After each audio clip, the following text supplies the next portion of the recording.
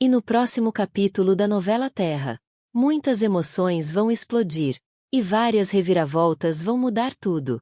Mas antes, deixa seu like, se inscreve no canal, ative as notificações, e comenta aqui a cidade de onde você fala. E uma nota de 0 a 10 para sua novela favorita.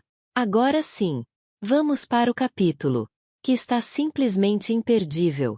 Juliana está desesperada. Ela precisa ver Mateu. Seu coração está apertado.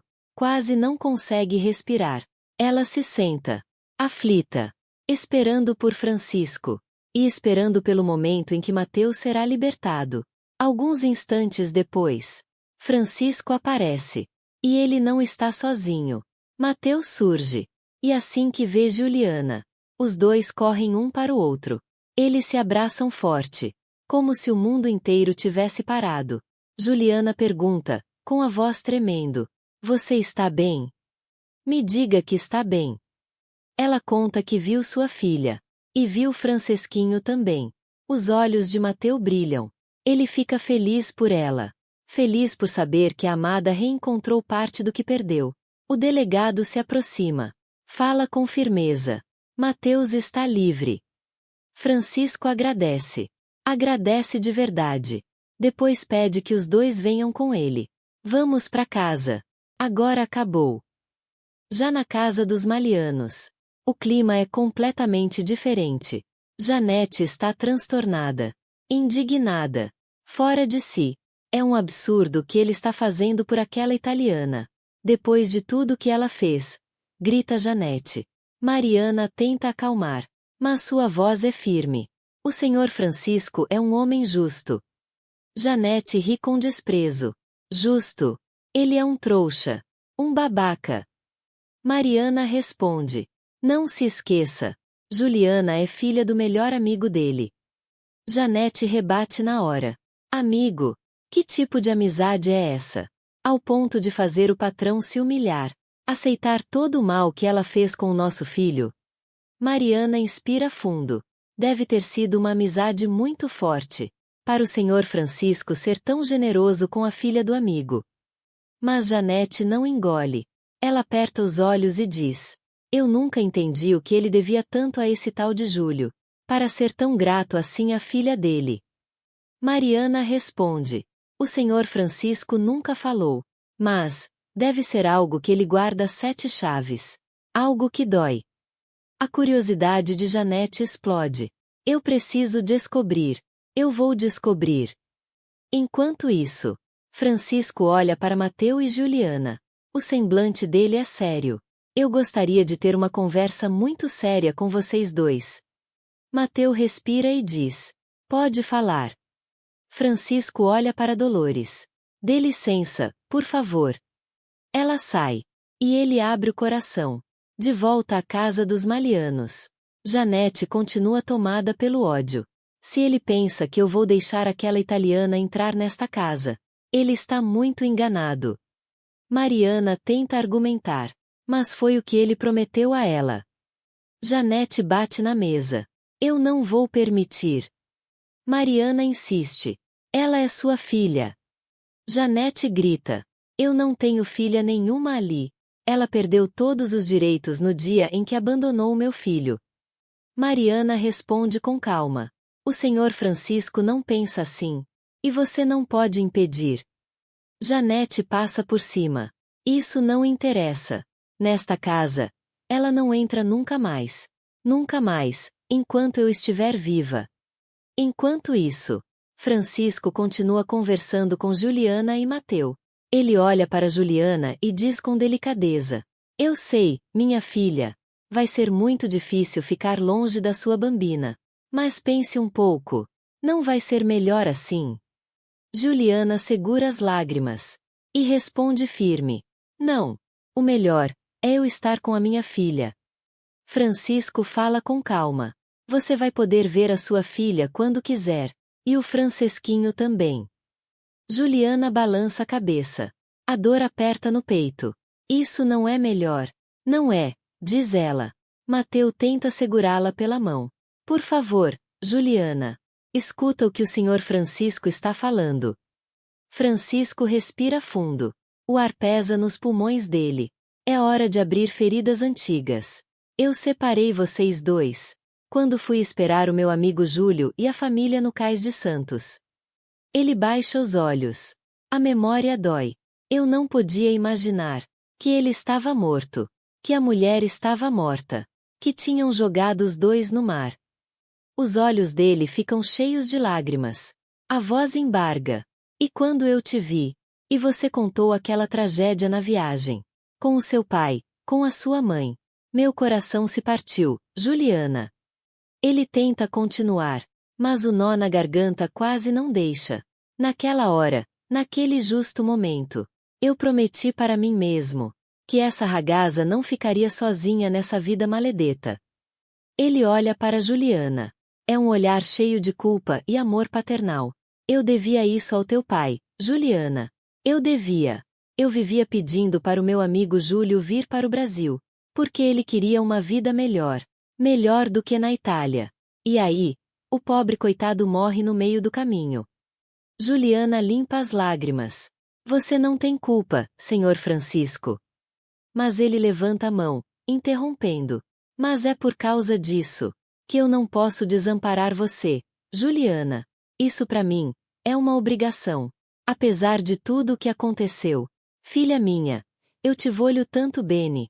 Você nem imagina. Juliana olha direto nos olhos dele. Um silêncio pesado toma o ar. Sim, senhor. Eu sei que o senhor quer o meu bem. Senhor Francisco, por favor, devolve-me a minha bambina. É só isso que eu te peço. Mateu, emocionado, pede. Por favor, deixe o senhor Francisco terminar. Deixa ele falar tudo. Mateu está tocado pela confissão. O respeito dele pelo patrão muda ali. Francisco continua. Com a voz cansada, mas sincera. Apesar de tudo, eu tive muita culpa. E eu quero ajudar vocês dois. Ele olha para cada um separadamente. Você, Juliana, eu quero muito te ajudar, porque eu te voglio molto bene. E vira-se para Mateu. E você, Mateu? Eu também quero te ajudar, porque eu deixei a Juliana te procurar naquele maldito cais. Quando vocês chegaram na nossa terra. A dor volta nos olhos de Francisco.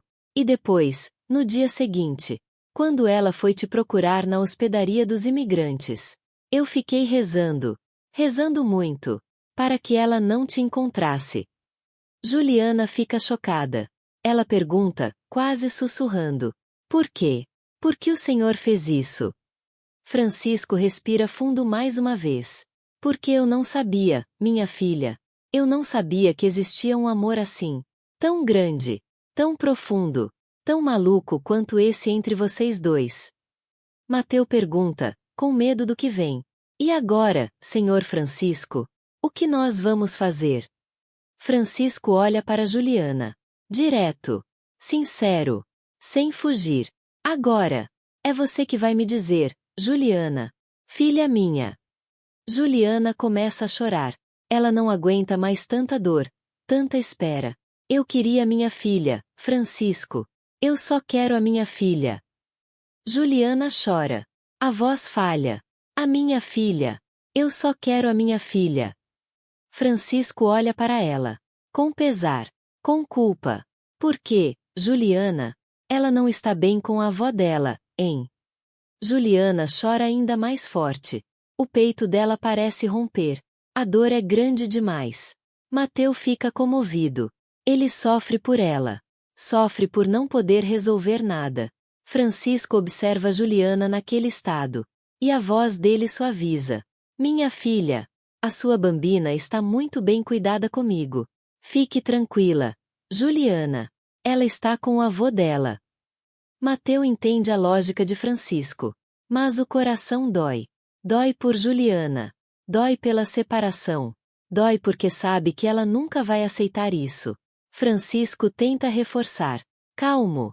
Quase paternal. Eu vou cuidar muito bem da sua filha. Muito bem. Na casa de Paola. A porta se abre. A mãe dela chega de viagem mais uma vez. Ela comenta. Teu pai ficou cuidando do milho que está colhendo. Paola estranha. Mas a senhora viajou sozinha, mamãe. A mãe dá de ombros. Eu não nasci grudada no teu pai. Paola ri. Mas o papá morre de ciúmes da senhora. A mãe retruca. Depois de velho, ciúmes é bobagem, filha. Paola diz que a mãe não é velha assim. E o pai também não. A mãe responde na lata. Então fala isso pra ele. Porque teu pai só se preocupa com o milho e o feijão que plantou no meio daquele cafezal. Ela suspira. E ainda mudou a bendita cerca de lugar. A filha do senhor Gomercindo foi lá reclamar. Paola dá risada. Ah, a Angélica! Mas a mãe corta logo. Ela tem o nariz empinado. E fala feito homem de barba e bigode na cara. Paola se incomoda. Mamãe, não fale assim da minha amiga. A mãe rebate sem dó. Aquela lá te roubou o marido, filha. Paola perde a paciência. Por favor, não começa essa história de marido de novo. Eu nunca tive marido nessa vida, mama. A mãe insiste. Mas aquela lá te roubou o homem. Paola respira fundo. Mamãe, a Angélica não roubou nada. Eu é que despachei o Augusto da minha casa. Da minha vida. A mãe pergunta. E você não tem saudade dele? Paola solta um sorriso irônico. Não. Essa palavra nem existe em italiano. E nem no meu vocabulário. A mãe ignora. Você não devia se preocupar com isso agora. Ainda mais sabendo que está apaixonada pelo Marco Antônio. O filho do senhor Francisco. Aquele banqueiro que sempre ajudou a gente. Ela continua falando, emocionada.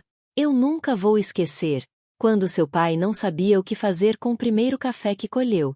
Foi o senhor Francisco que arranjou um comprador. Paola responde firme. Mama, eu não sou apaixonada pelo filho do senhor Francisco. A mãe arregala os olhos. Não entende. Não aceita. Paola continua. Quem inventou essa história foram a senhora e o papai. E vocês começaram a acreditar nela. A mãe dela rebate na hora. E aquela montanha de cartões e flores que ele te manda, hein? Paola suspira. Mama, não foi o Marco Antônio que mandou. E nem as rosas. A mãe arregala ainda mais os olhos. Então quem foi, Paola? Quem foi? Santo Diu. Quem é esse homem que você está apaixonada agora, minha filha? Paola récua. Mama, eu não posso falar. A mãe se aproxima. Indignada. Não. Eu sou tua mãe, Caspita. A mãe de Paola se indigna. Como assim você não pode falar isso pra mim, Paola? Como assim? Paola respira fundo. Porque a senhora não iria entender, mamãe. Não iria. A mãe encara. Paola continua. A senhora acabou de dizer que o papai é um vecchio. A mãe rebate na hora. Mas não é. Paola responde firme. Não. Eu não acho. A mãe cruza os braços. Quem dorme com ele sou eu, minha filha. Paola tenta conter um sorriso irônico. E ele só fica pensando no milho que está colhendo. E no feijão. A mãe suspira fundo. Sim. Teu pai só pensa em ficar rico nessa vida maledeta. E eu fico aí, jogada. Paola ergue a sobrancelha. E a senhora faz o quê, mamãe? A mãe dá de ombros. Eu me viro. E durmo. Enquanto isso, na fazenda, Bartolo procura Gomercindo. E a conversa entre eles fica séria. Séria a ponto de deixar Gomercindo com a pulga atrás da orelha. Gomercindo fala. Eu entendo que você queira ir embora daqui, para plantar sua uva. E como eu prometi várias vezes, eu estou disposto a te ajudar. Bartolo desabafa. É que eu já estava cansado, sabe? De tanta promessa, Cindo. Gomercindo admite. Eu sei. Mas parece que desta vez você está mesmo disposto a deixar a fazenda. Bartolo respira fundo. Eu preciso realizar o meu sonho. Gomercindo franze a testa. Um sonho? Isso é uma ideia maledeta. Bartolo rebate. Firme. Não é uma ideia. É um sonho. E sonho é diferente. É um sonho que eu carrego há muito tempo. Gomercindo tenta advertir. Você pode dar com os burros na água com esse sonho, Bartolo. Bartolo sorri de canto. Mesmo assim, eu vou me arriscar. E não vou deixar meu sonho morrer. Gomercindo pensa um pouco. Depois pergunta. Me diga uma coisa. Por que uva? Bartolo devolve a pergunta sem hesitar. Por que café, senhor Gomercindo? Gomercindo dá uma risada curta. Realmente, você pode estar certo. Bartolo então diz. Posso falar um negócio pro senhor? Gomercindo responde. Claro. Sempre tive você como amigo. Pelos conselhos que você deu ao Mateu. E por tantas outras coisas. Bartolo respira fundo outra vez. Eu não ia ter dinheiro para comprar aquelas terras em Jundiaí. Mas lá, cada colônia tem 3 aquele. E isso já me basta para começar a plantar minhas uvas. Gomercindo sorri. Então fecha o negócio lá. Depois eu dou um jeito de te ajudar. Vá, Beni. Fecha esse negócio com a colônia. E depois eu te ajudo. Ele faz uma pausa. Olha para Bartolo. Mas por favor, deixa a Eleonor aqui. Ninguém nesta casa quer que ela vá embora. Bartolo suspira. Mas eu não vou precisar do teu dinheiro, senhor Gomercindo. Gomercindo estranha. Como não? Bartolo diz. Firme. Porque eu já tenho dinheiro para comprar as terras. Gomercindo arregala os olhos. Já tem. Bartolo confirma. Fiz um empréstimo com o falecido senhor Batista. Gomercindo fica assustado com a revelação. O nome de Batista, e a dívida, deixam ele sem reação. Enquanto isso, Mateu e Juliana. Mateu segura Juliana pelos ombros. Não fica chorando pela tua filha. E nem pelo Francesquinho. Juliana respira fundo. Eu não vou chorar, diz ela, com a voz falhando. Mateu continua. O filho dele é o pai da tua bambina, Juliana. E ele tem os direitos dele como pai, não é vero? Juliana concorda. Eu sei. Mas eu estou sofrendo muito. Mateu pega a mão dela com carinho. Mas você vai poder ir lá sempre que quiser. Ver a tua filha. Ver o Francesquinho também. Juliana balança a cabeça. Eu sei, mas não é a mesma coisa. Mateu afaga sua mão. Vamos parar de chorar, Juliana. E começar a viver a nossa vida. Juliana soluça. Eu queria viver a nossa vida, Mateu. Eu queria muito. Ele olha fundo nos olhos dela. Então vamos. Esquece o que passou. Começa daqui, de agora. Juliana sente o coração bater mais forte. Mateu diz, firme. Eu não quero mais ver você chorando, Juliana. Nunca mais. Juliana sorri entre lágrimas. Eu prometo. Eu não vou chorar nunca mais. Os dois se aproximam. E se beijam. Na casa dos Malianos. Janete se aproveita da ausência do marido. E despeja tudo para Marco Antônio. Você não sabe o que aconteceu enquanto você não estava. Marco Antônio franze a testa. O que a senhora está dizendo, minha mãe? Janete dispara. Seu pai chegou de Santos. Viu a neta aqui em casa. Se derreteu todo. E ainda deixou a Juliana entrar. Marco Antônio se choca. Como assim? Janete continua. Dramática. A Juliana veio atrás da filha. Fez escândalo no portão. Exigiu entrar. E depois? Ele saiu correndo atrás dela para soltar o Mateu. Marco Antônio fica incrédulo. Eu não acredito que o meu pai fez isso. Onde ele está? Eu vou ter uma conversa séria com ele.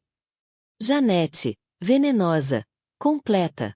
Ele deve estar pajeando a adúltera. E o amante dela? Marco Antônio aperta os punhos. Ele vai ter que me explicar muito bem. Ou então, eu vou embora desta casa. Mais tarde, na casa de Paola. Batem na porta.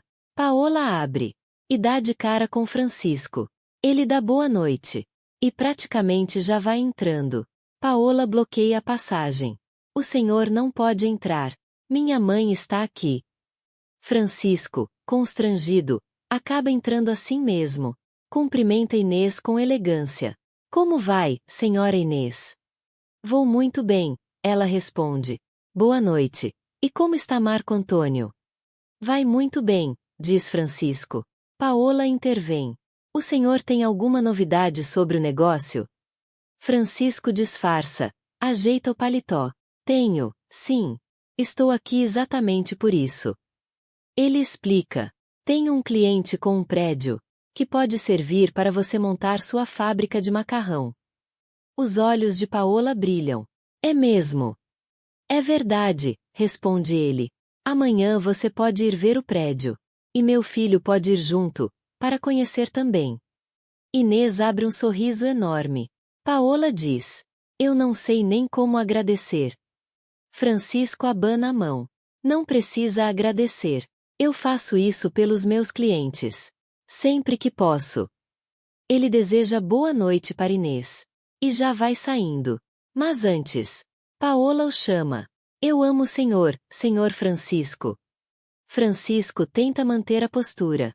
Amanhã nós vamos juntos ver o prédio. Paola abre um sorriso lindo. Eu sabia. Ela deseja boa noite. E o capítulo de hoje vai ficando por aqui. Se você gosta da novela, não perca tempo. Se inscreva. Ative as notificações. E deixe nos comentários o que você está achando da sua novela favorita. Coloque um coração. E até o próximo resumo.